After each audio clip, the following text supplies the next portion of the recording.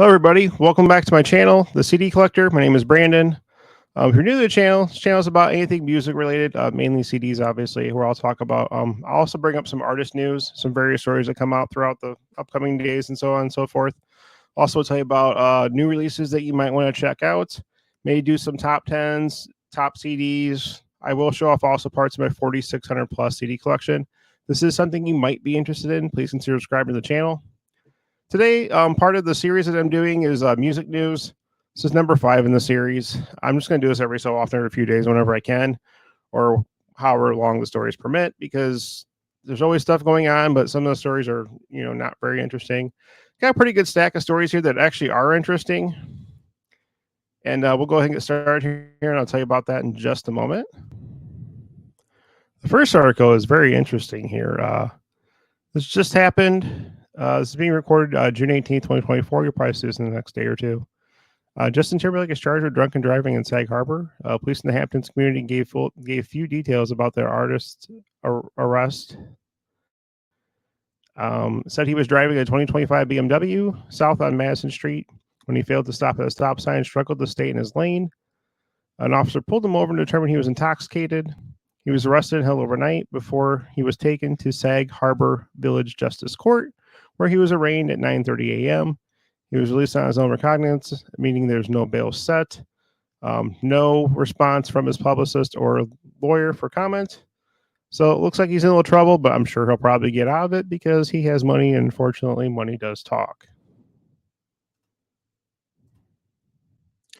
In other news, Yngwie Malmsteen is announced a 40th anniversary tour. This is going to start on September 26th in Fort Myers, Florida, and will run through November 18th in New York City. There will be more shows announced. Ticket information can be found on his website. And there's a good probably 30, 40 some dates. So if he's in your area, definitely check him out. Closest he is to me is about 2 hours away. So we'll see if I decide to try and catch that or not. But definitely check him out. He's just an excellent, just metal guitarist all around. Stevie Nicks says there's no chance of putting Fleetwood Mac back together. Christine McVie passed away in 2022. McVie did state, she told Mojo Magazine, without Christine, no can do. There is no chance of putting Fleetwood Mac back together in any way. Without her, it just couldn't work. So for those of you who are Fleetwood Mac fans, which I am also, they were obviously started before my time, but I've got quite a bit of their stuff in my collection. It looks like it's done. It's sad. It's sad when these bands start to get older and you start to realize that the last time you saw them may be the last time you'll ever see them perform live. So just a sad story all around, but always still have your memories, always still have the music. The music does live on. It's one of the things that's awesome about it. The Black Keys, they found new management. I'm not quite sure what the whole story was behind the original management, but they obviously were not happy. They split with their other managers, Irving Azoff and Steve Moore, of Full Stop Management a couple weeks ago because they ended up having to cancel the North American tour. According to Rolling Stone, the duo signed a deal with Red Light Management, one of the largest management companies in the music industry. Among their clients are Don Felder, Drive-By Truckers, Dave Matthews Band, Primus, Stone Temple Pilots, and many more, as well as the estates of Tom Petty and Jerry Garcia. So it sounds like they're probably going to be in good hands. Last month, the Black Keys inexplicably canceled the entirety of their upcoming North American tour, which was supposed to begin on September 17th. It was speculated that the move was made because of low ticket sales, but the band took to social media to clarify the situation. And it obviously was not because of that. So anyway, they've got new management. So hopefully they can get a tour rescheduled out. My guess is it'd probably be something happening, I'd say late this year, early next year would be my guess. Maybe next spring or summer. So definitely look out if you're a Black Keys fan for upcoming tour dates once new management kind of gets in there and gets everything straightened out. This is interesting. I do watch a little wrestling. I grew up on it back in the 80s. There's an article that came out here talking about I don't know if anybody watched Monday Night Raw last night. The WWE finally unveiled Uncle Howdy and his bunch of misfits. Kind of it's a tribute to Bray Wyatt, who passed away from COVID-related symptoms. I think he had a heart attack. I think it was said and done.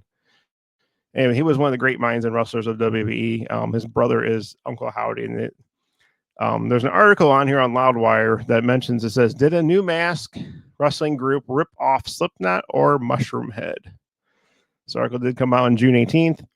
Uncle Howdy, which is formerly known as Bone Dallas, made a dramatic reappearance last night on June 17th, WWE Raw. In an uploaded video, it looked more like a horror movie than a wrestling event. Someone crawled out from behind the Bray Wyatt's door towards his lantern, which was, I can't think of her name, Nikki Cross. Anyway, so there's talk that maybe they got the information from the mask idea. You'd have to see the picture of the masks. It was pretty creepy. The production value that WWE does on everything they do is just absolutely amazing for a wrestling promotion. For you wrestling fans, if anybody is wrestling fan is watching this or listening to this, the wrestlers that are involved in this: Bo Dallas is Uncle Howdy, Nikki Cross is Sister Abigail, Eric Rowan, who was part of Bray Wyatt's original group, as Ramblin' Rabbit, Joe Gacy as the Huskus the Pig, and Dexter Lumis as Mercy the Buzzard. Really cool. Definitely check it out. Lawwire.com has a story if you want to get some more information on it. And there's also a video from WWE on there that shows what happened. But yeah, definitely pretty unique. I liked it. I tuned in to kind of watch the end of it just to kind of check it out, but you can get all kinds of ideas for masks. Did they probably use parts of stuff from Slipknot and Mushroom Head? Probably. But anyway, is what it is. One of my favorite, probably my favorite folk metal band. I caught them back in 2017, back when they were on tour here in the United States. Ensiferum has a new album coming out. It's called Winter Storm. It's going to be released on Metal Blade Records on October 18th. I am excited for this. I will definitely be checking this out. They've been around since 1997, so they are not new to the folk metal scene. But if you've not heard of folk metal, definitely kind of check them out.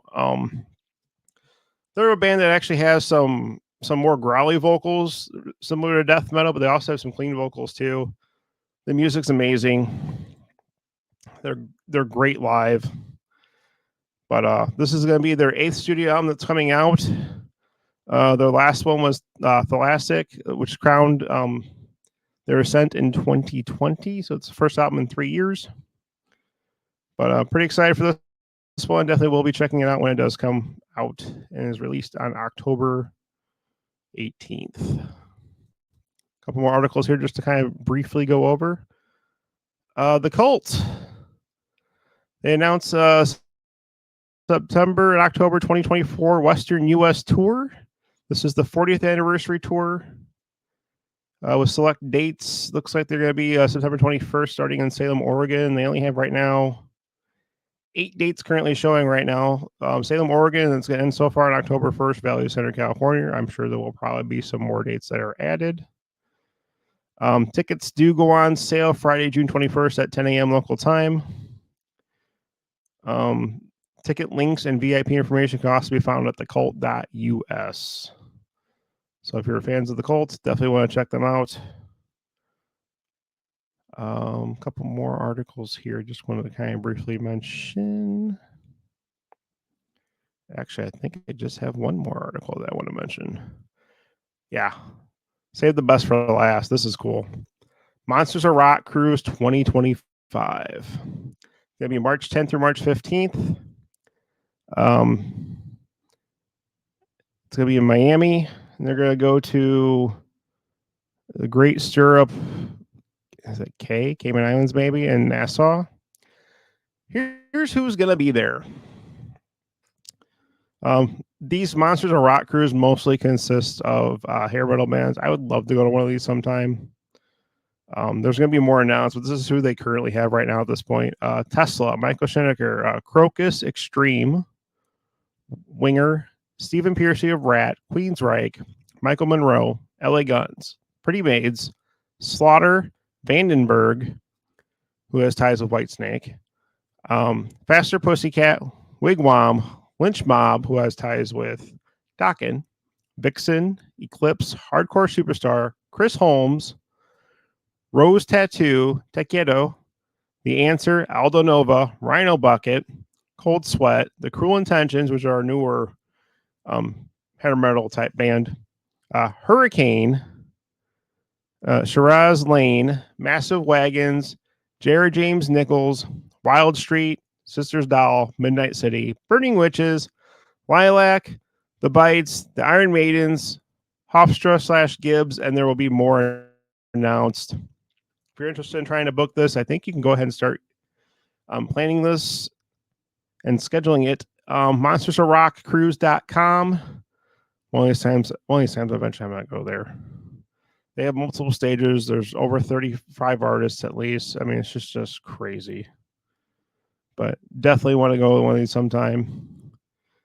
But that's all I got. I figured I'd just kind of mention a few stories to you. If you got any information out of this, consider subscribing to the channel. Click the like button, which also does help me out. And then click the bell for other future notifications just like this. If you made this far, thank you for your time. I'll catch you guys on the next video. Bye, everybody.